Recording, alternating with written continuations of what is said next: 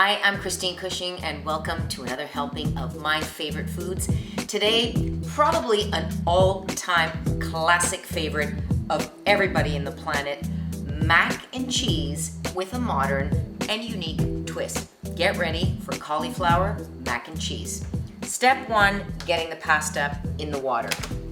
We got a lot to talk about on this one. I just want to prepare you for that. I like using bow ties, farfalle.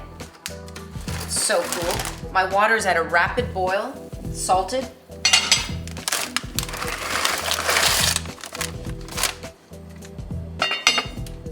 The reason I wanted to do this recipe is because the internet is blowing up with cauliflower mac and cheese. So what's cauliflower mac and cheese? Everybody's on this keto, it used to be called Atkins, paleo, whatever you want to call it, diet, and it's all of a sudden, wheat is bad, don't eat any wheat, but eat tons of fat. I say to that because I think we're kind of going on another crazy path where we're looking for these extremes. Before it was low fat, now it's high fat. We're all out of our minds. So this particular recipe, my take on cauliflower mac and cheese, will have a little mac, it'll have half the mac and twice the cauliflower. So you're gonna get a little bit of that texture from the pasta, but you're also not gonna be slamming a ton of carbs. While that pasta cooks, let's make a bechamel, shall we? One of my favorite sauces. So this particular bechamel, to bring you into what's different about this cauliflower and mac, is lighter. So I'm again starting with equal parts butter and flour, but it's a 1/4 cup or 50 grams butter, and then 50 grams or 1/4 cup of flour. Bechamel is one of the basic sauces. For all my tips and tricks, I have a specific video just for bechamel. You'll want to check that out. You can find it on my channel here, My Favorite Foods. The difference with this particular one, all the process is going to be the same, but I'm making it a little bit lighter. So I'm using a 2% milk, so half the fat right away, and I'm not using as much butter, so it's going to be a little looser. What's going to happen is the cauliflower is going to cook down a little and going to be creating an additional creaminess that's going to replace some of that fat. So I'm just going to add my half fat milk. So the difference with this bechamel, it's a little bit lighter. Let me show you the ultimate texture you're looking for. It's a little looser.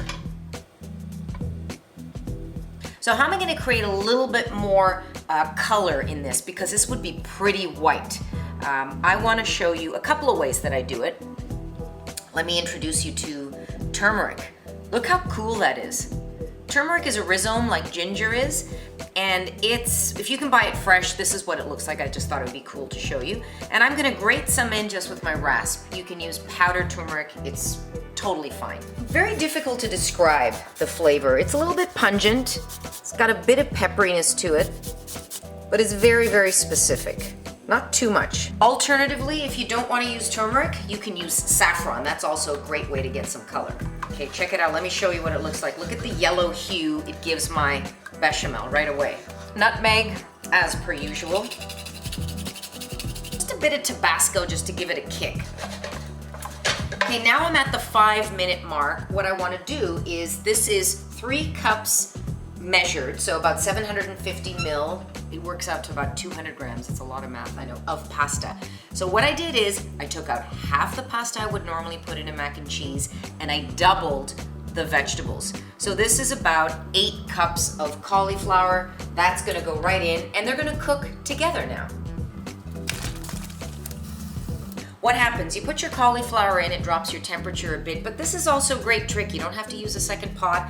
And I've timed it so that they all cook, that both of them cook at the right time to give you the best texture. Back to the bechamel saga, which is so exciting.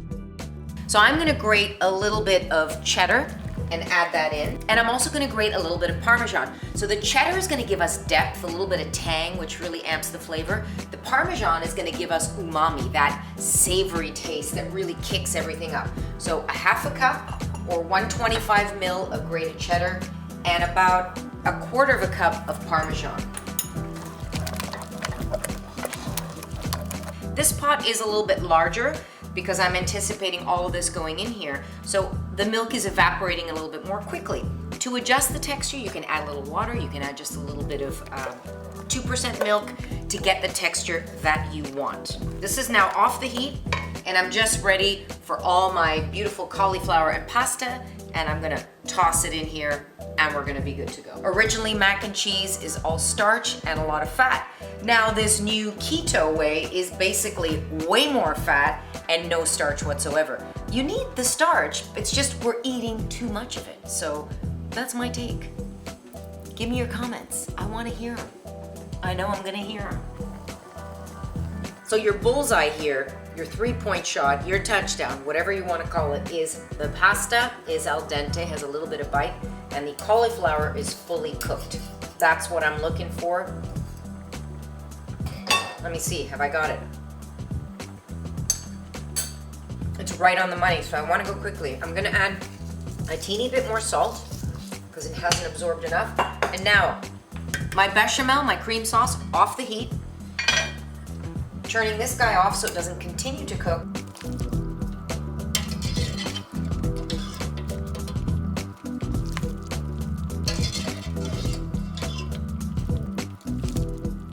The last of my bow ties. Off the heat, and you see that I added a little bit of that water, and I'm just gonna stir this in. Now with the action of my spoon, it's gonna break away some of the more tender parts of the cauliflower. And what I was saying before, that's what's gonna make it creamier. So I've reduced the amount of bechamel entirely and the amount of cheese, anticipating that the cauliflower is gonna give me a helping hand.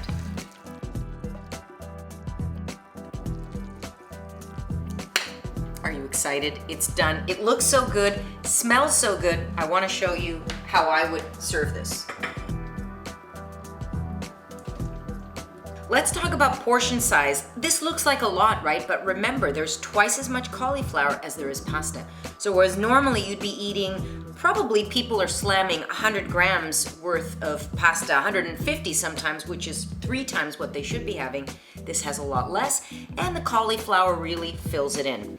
Color looks beautiful. I'm gonna add one little sophisticated touch. You don't have to do that, but I thought they were so beautiful. I found these gorgeous little beet shoots, and I'm just gonna add them in for some color.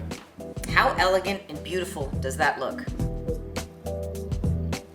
Beautiful texture from the pasta. The cauliflower gives it that creaminess. It's got a beautiful, satisfying taste, because that's the whole point. I think you are gonna love my version of cauliflower mac and cheese. Thank you for joining me. Be sure to subscribe. Try this mac and cheese. It's gonna be a hit. Trust me on that.